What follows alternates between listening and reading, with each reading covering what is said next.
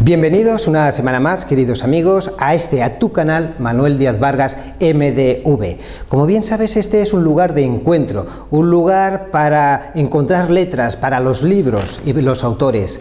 Deseo aconsejarte que permanezcas hasta el final del vídeo, porque al final bien sabes que siempre guardamos alguna escena simpática para arrancarte una sonrisa. Por cierto, quiero recordarte que fue don Pedro Calderón de la Barca aquel que dijo que la vida es un sueño. Por lo tanto, seguramente tú y yo no seamos más que unos soñadores.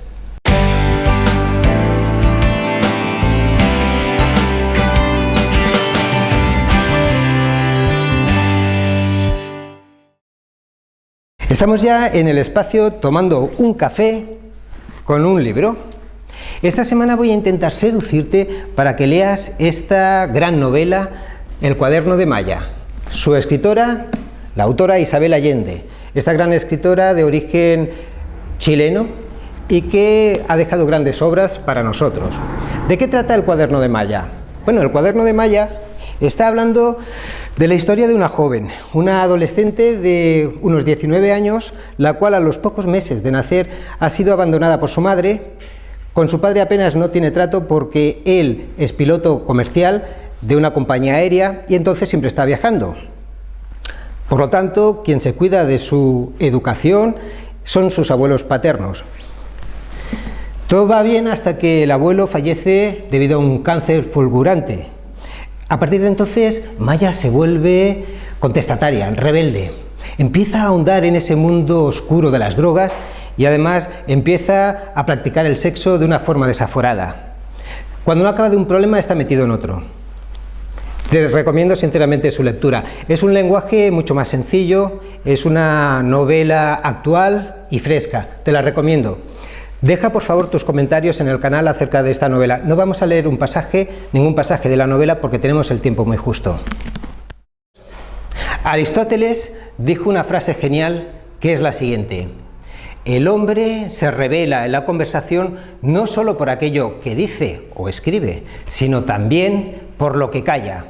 Hoy voy a utilizar esta frase de Aristóteles para abrir el espacio dedicado a Taller de Escritores. Bien, hoy en Taller de Escritores os voy a hablar de algo que no debéis hacer. Esto es, no saturar a vuestro lector con demasiada información innecesaria. Te voy a dar dos consejos para ello. Primero, cuando estés trabajando en tu manuscrito, selecciona bien aquella información que tú creas que debe conocer tu lector. No des toda la información porque si no puedes conseguir que sea algo pesado. Es decir, selecciona bien aquello que él debe saber y lo que no, puedes prescindir de ello. Segundo consejo. El segundo consejo que quiero darte es de que seas tú quien lleve de la mano a tu lector para aquellas cosas que debes saber y las que no debes saber, que sea él quien se las imagine o las vaya descubriendo porque lo vaya intuyendo. Así, de esta manera, no saturas con demasiada información a tu lector y se hace más fresca y da unos saltos en el tiempo más rápido la lectura y la lectura de tu manuscrito, aquello que tú has escrito. Sinceramente no recuerdo ahora quién fue el escritor que lo dijo, pero un escritor mencionó lo siguiente: no es lo mismo una historia larga que alargar una historia. Por lo tanto, como anteriormente te decía, recuerda esta frase de Aristóteles: el hombre se revela en la conversación y en su escritura no solamente por aquello que dice, sino también por lo que calla. Adolfo Bioy Casares, un escritor argentino, fue el que dijo que leer es la otra aventura y la primera es, quizás, la vida misma. Hoy, en Biografía de Autores, os voy a hablar de un poeta, un gran poeta, que vivió la aventura de escribir como la aventura de la vida, mezclando ambas. Os voy a hablar ni más ni menos que de Lord Byron. Nos encontramos en Londres, un frío y lluvioso 22 de enero de 1788. Allí, en Inglaterra, nació George Gordon, más tarde conocido como Lord Byron. Lord Byron, con el tiempo, llegó a ser conocido sin lugar a dudas por su ser delicado, sutil, sentimental, pero a la vez también por ser ácido, irónico, a veces con un punto cruel. Sin lugar a dudas, un adalid por las causas perdidas y un defensor de los más débiles. Lord Byron nos dejó obras tan famosas, tan singulares, como por ejemplo Don Juan, El Corsario, Lara, Manfredo o La Profecía de Dante. Pero, ¿qué os parece si volvemos otra vez a aquel día, el día de su nacimiento, aquel frío 22 de enero de 1788? De esta manera vamos a conocerlo más en profundidad. En la casa de Lord Byron se encontraba su padre John Byron. Este era un personaje, un hombre guapo, apuesto, era una persona muy elegante, también era mujeriego, era un derrochador, entre tú y yo, un sinvergüenza. Evidentemente también se encontraba su madre, Catherine Gordon. Su madre era escocesa y por contra de su esposo, ella era seria, austera, con un punto de mojigata. Fijaros hasta qué punto era un poquito mojigata, que no permitió ser auxiliada en el parto por ningún médico.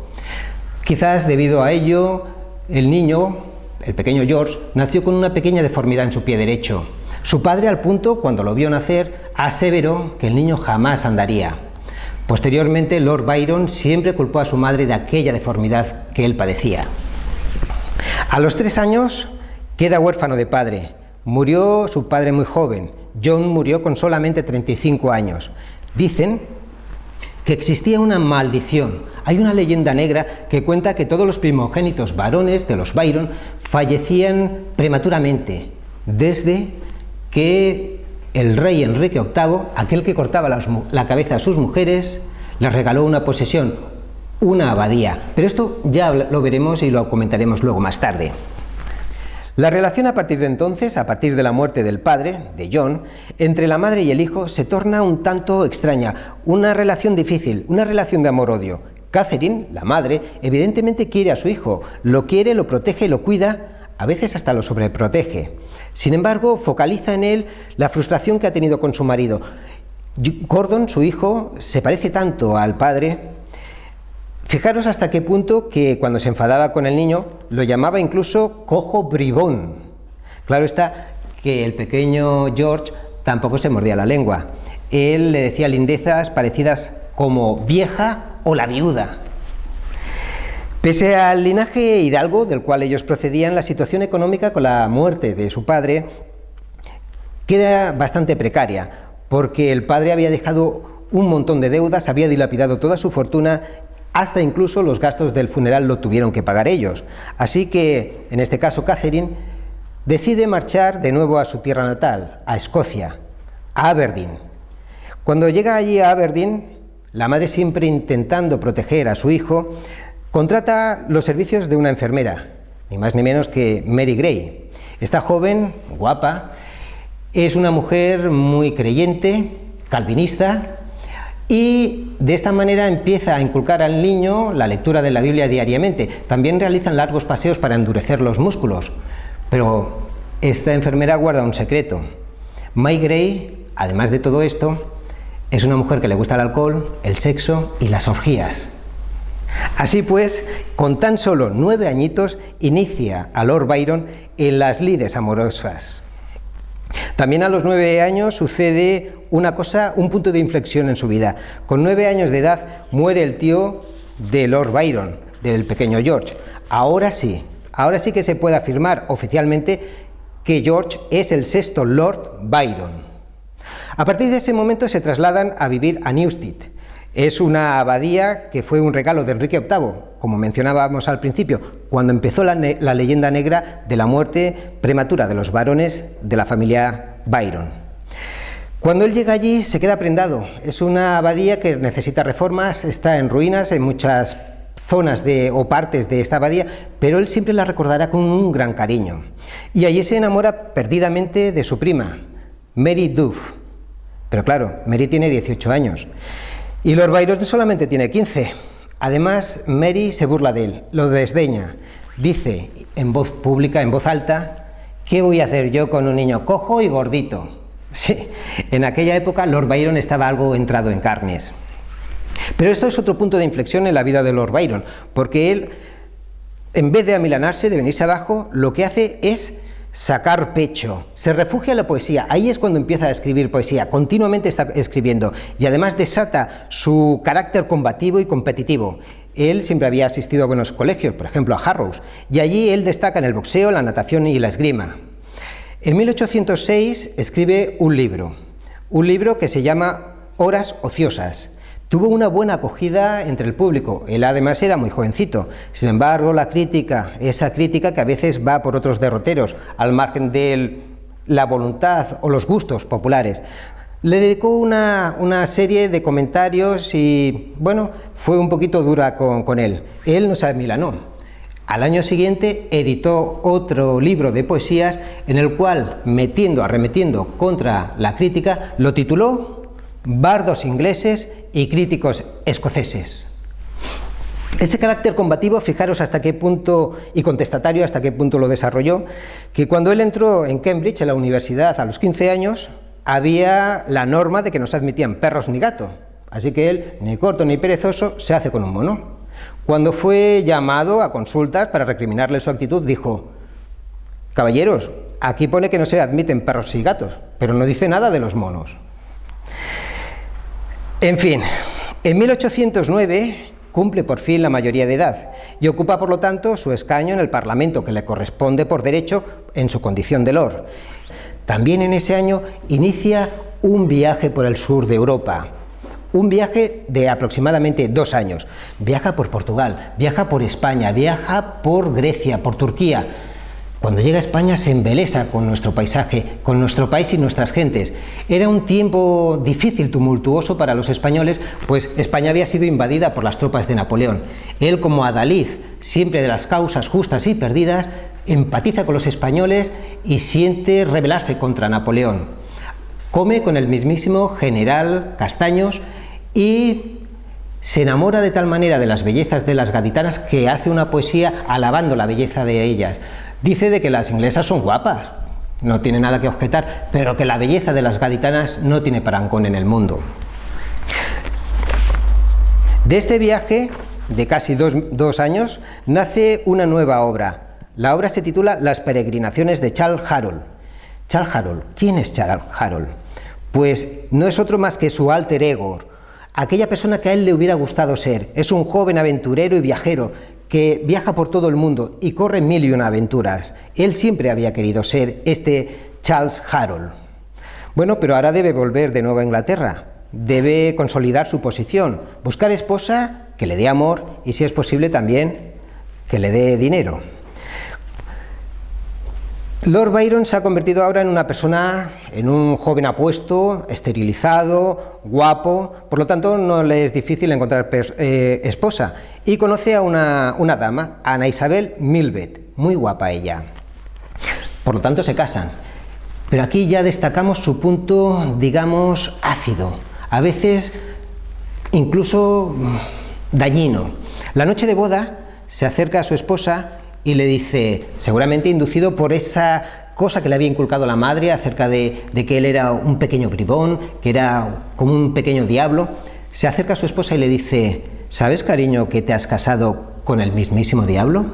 Su esposa no le prestó atención, no le hizo caso, lo tomó como algo de chanza. Sin embargo, a la vuelta del viaje de novios, pasaron por un pueblo y se escucharon repicar las campanas a difuntos, algún vecino que habría fallecido. Él de nuevo se acerca a su esposa y le dice, ¿oyes, cariño? Seguramente están repicando por nuestro matrimonio, dando por sentado que su matrimonio estaba muerto. Irónico, ácido. Ana Isabel se queda en estado, pero en ese momento empiezan a correr rumores, empiezan a hervir toda Londres con unos comentarios acerca de la vida sexual de Lord Byron. Se dice de que frecuenta los lugares de cita de los sodomitas, de los homosexuales. Pero además, al parecer, alguien lo ha visto en una condición muy acaramelada, muy cariñosa, con una mujer. Lo ha visto con Augusta. ¿Quién es Augusta? Pues Augusta no es otra que su misma hermanastra, una hija que tuvo su padre fuera de la relación del matrimonio. Ahora se empieza a hablar, además de homosexualidad o bisexualidad, de incesto. El día 10 de diciembre de 1815 nace su hija, pero Ana Isabel Cansada de los rumores, sin poder soportar la situación, coge a su bebé y se marcha de casa rompiendo el matrimonio. Mal empieza 1816. Su madre ha muerto y a pesar de las discusiones que mantenían continuamente, él reconoce que era la única persona que le entendía realmente.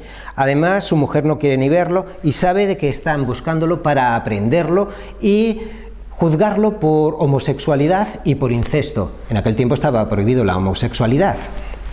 ¿Qué es lo que hace Lord Byron? Lord Byron huye a Europa, viaja a Suiza. Y aquí os voy a explicar una breve anécdota de ese viaje a Suiza. En ese viaje él iba acompañado por su médico de cabecera, el médico de confianza, que era Polidori. Y además había hecho amistad con un matrimonio, que este matrimonio no era otro más que el matrimonio Shaley. Bueno, pues empezó a llover, una noche desapacible, aunque era en verano, y la atmósfera lúgubre alrededor de la hoguera hizo que Lord Byron les dijera a sus acompañantes: ¿por qué no escribimos cada uno de nosotros una historia de terror de acorde con esta atmósfera lúgubre? Así fue como se gestó en la imaginación de Mary Shelley, la esposa de Percy Shelley, la persona o el personaje de Frankenstein. Pero no os lo perdáis, porque el médico, su amigo médico, Polidori, se inspiró en el personaje de Lord Byron, en ese personaje aristocrático, ese personaje amador de las mujeres, etcétera, para crear nada más y nada menos que el Conde Drácula. Acaba su viaje a Suiza y continúa el viaje. Ahora se va a Italia. Allí en Italia se enamora de Italia, la recorre de arriba abajo, empieza a escribir de forma compulsiva, sin parar. Naturalmente, allí en Italia también se hace con un buen séquito de amantes. Como ejemplos os puedo mencionar a Claire Moon, y Claire Moon le dio una hija llamada Allegra. Él le llamaba Allegra, realmente se llamaba Alba, pero él la llamaba Allegra. También tuvo otra amante, por mencionar algunas de ellas, que era la condesa Teresa Gucciloni. Teresa, de 19 años, casada con un hombre que le triplicaba la edad, necesitaba amor. Lord Byron le dio el amor que ella necesitaba. Pero aparte de estas que he mencionado, también tuvo amoríos con la mujer de un sastre, con la hija de un panadero y, como posteriormente se ha sabido, con otras personas, como por ejemplo jóvenes de su mismo sexo. Van pasando los años y estamos ya en 1822. Lord Byron tiene ya 34 años y en ese momento recibe un duro golpe. Su hija Allegra, que anteriormente hemos mencionado, ha fallecido con 5 añitos. Su amigo Percy, aquel que habían disfrutado de las vacaciones en Suiza y habían ideado los personajes de Conde Drácula y de Frankenstein, este ha muerto ahogado. Su esposa y su hija no quieren oír hablar de él. Su madre hacía ya tiempo que había fallecido. ¿Qué le pasa a George? George empieza a sufrir de melancolía. Hoy día sabemos que es la depresión. Se dejó crecer el cabello y estaba todo el día triste. Le faltaba algo. Ansiaba su alma alguna aventura, algo que le devolviera la vida, cumplir ese sueño que él había tenido de ser Charles Harold, ese alter ego que siempre le había acompañado. Y el destino cumplió su deseo. En 1823 estalla la revolución. Grecia se levanta en armas contra el yugo del Imperio Otomano. Estaban bajo el imperio de los turcos y los griegos tenían sed de libertad. Él siempre había empatizado con las causas del débil y las causas justas. Fijaros que cuando estuvo en España se puso del lado de los españoles contra Napoleón. Cuando las colonias norteamericanas quisieron la independencia, se puso de parte de los países que querían su emancipación. Por cierto, como anécdota, comentaré que tenía un barco al cual llamaba Bolívar. Admiraba a este general. Así pues, ahora, con la guerra de Grecia, él siente de nuevo que tiene un sentido su vida. No se lo piensa 2 veces, embarca hacia Grecia. Allí, cuando llega a Grecia, entrega 4.000 libras, que era una fortuna para aquel tiempo, y crea su propio regimiento. Es aclamado por los griegos, es aclamado como un héroe, él se siente feliz. Allí conoce a un jovencito griego, un jovencito heleno, y se hacen amantes. Sin embargo, una tarde de febrero, debe cabalgar una larga distancia bajo la lluvia y el frío, ese frío que siempre había temido, esa lluvia que nunca lo había dejado.